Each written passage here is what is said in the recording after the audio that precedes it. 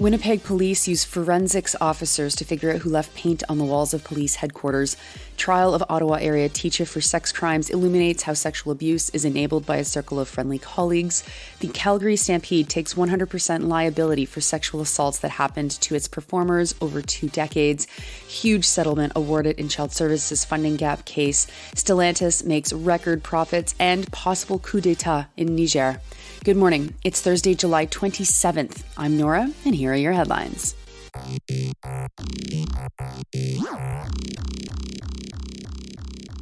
First, we start in Winnipeg, where the police there never seem to run out of ideas of how to be even worse than they were the day before. Recall that people have been struggling to force governments to search the Brady Road landfill.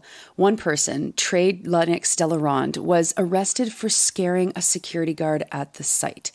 The Winnipeg police press release says that, quote, rocks were thrown at the truck causing damage, unquote.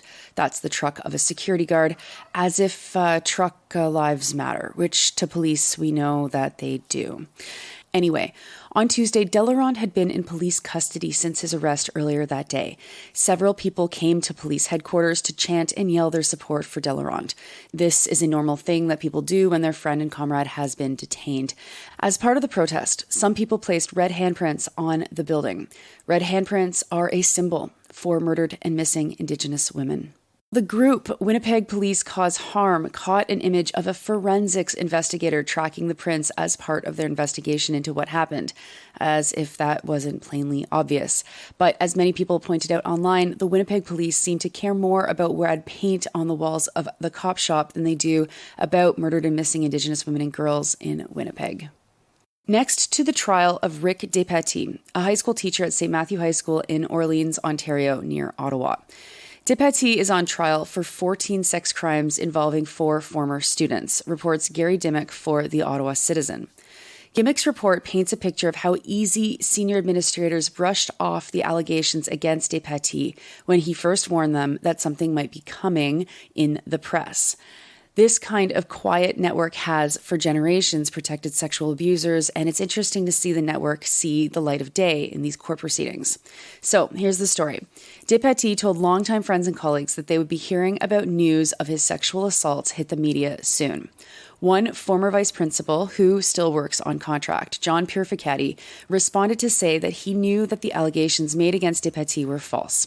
When pressed by the assistant Crown attorney in court this week, Purificati said that he didn't recall writing that email, though lawyer Stephen Albers reminded Purificati that he had read the email to detectives who had interviewed him for the charges. Purificati defended himself by saying he meant to be supportive of Despatie as they were friends, but he didn't know the details of the accusations against him. They, along with a few others, regularly hung out at cottages together in the summer. Purificati said that they never heard complaints that Despatie was abusing students, and instead the complaints were all related to him being a tough math teacher. Despatie has denied the charges against him. I won't detail the charges, but let's just say that they range from him being too close to girls that he was teaching, touching them inappropriately, and in one case, a list of allegations that are straight up unambiguous sexual assault.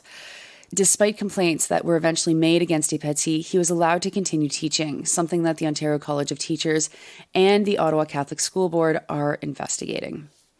Now to another story about youth sex crimes. This time it's in Calgary.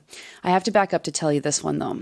A guy called Philip Hirima was sentenced to 10 years in prison for abusive acts that he committed against 6 members of a group called the Young Canadians.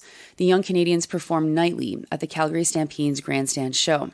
The abuse happened from 1992 until 2014, but probably started earlier than that. When I say probably, that's, I guess, lawyer speak, as the article goes on to say that one of the survivors of the abuse had reported being abused by Hirima in 1988. He had told back then the grandstand show executive that he was experiencing abuse, and the way that they responded made the survivor worried that he might be kicked out of the Young Canadians troupe. There's a class action that names 70 people who said that they were abused by Hirima, reports CTV News' Mark Villani. Yesterday, a settlement was reached when the Calgary Stampede accepted 100% of liability damages related to Harima's actions. Punitive damages have not yet been determined, nor have they sorted out how the money would be paid out to the survivors. The Stampede, quote, takes full responsibility in the hopes of helping victims to heal, unquote, the statement read. They promise to take, quote, meaningful steps to enhance the safety and wellness of our youth participants, unquote. Now to some good news, or better news anyway. The Canadian Human Rights Tribunal has approved a $23.4 billion settlement for First Nations children, youth, and families who've been harmed by the federal government's systemic underfunding of Indigenous child welfare services. The process started back in 2007. The legal action tried to address Ottawa's consistent underfunding of child welfare services delivered on reserve. The Canadian Press article, as it appears in Global News, doesn't explain by how much they were underfunded, but reserves were given consistently less money for child services that children off reserve received. This meant that on-reserve services had to do more with less, despite problems compounded by local issues like remoteness and food security, but also the complex impact of colonization. Anyone who qualifies will receive at least $40,000 in compensation. To put that into perspective, survivors of the 60s scoop were mostly given about $25,000 each. Cindy Blackstock, who's the hero behind this decision, said this, quote, the tribunal called Canada's discrimination willful and reckless and a worst-case scenario because it separated children unnecessarily from their families and created other serious harms, including the tragic deaths of some children, unquote. They will now have to figure out what the process will be to distribute this money. With the experience of the 60s scoop settlement and the residential school settlements, the hope is that the problems that plagued previous settlement disbursements will be addressed.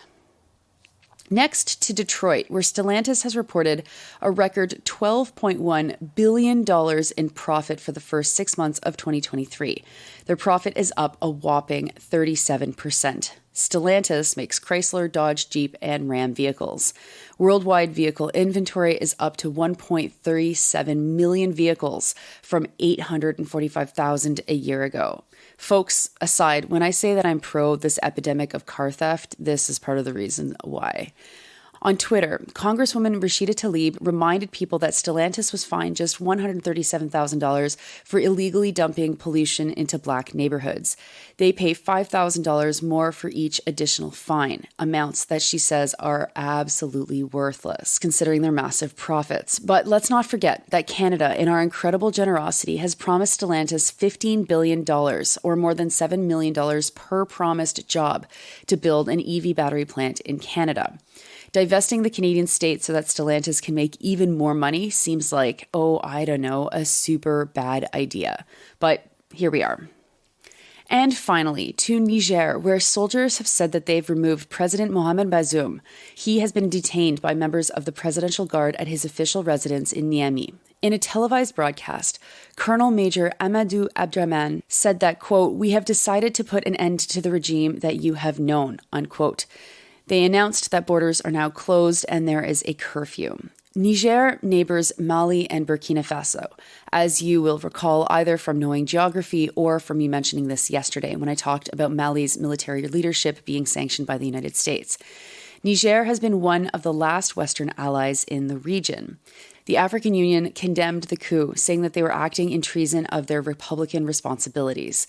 Agence France-Presse reports that the streets of Niamey, while there are military people around, had no evidence of violence and traffic in the capital was normal. President Bazoum has been in power since April 2021. Contrary to Mali, Niger remains an important partner with France. France and the EU have strongly condemned the coup. Those are your headlines for Thursday, July 27th. I'm Nora. You are listening to this podcast at sandynora.com, on the Real News Network podcast feed, and syndicated on campus stations across Canada.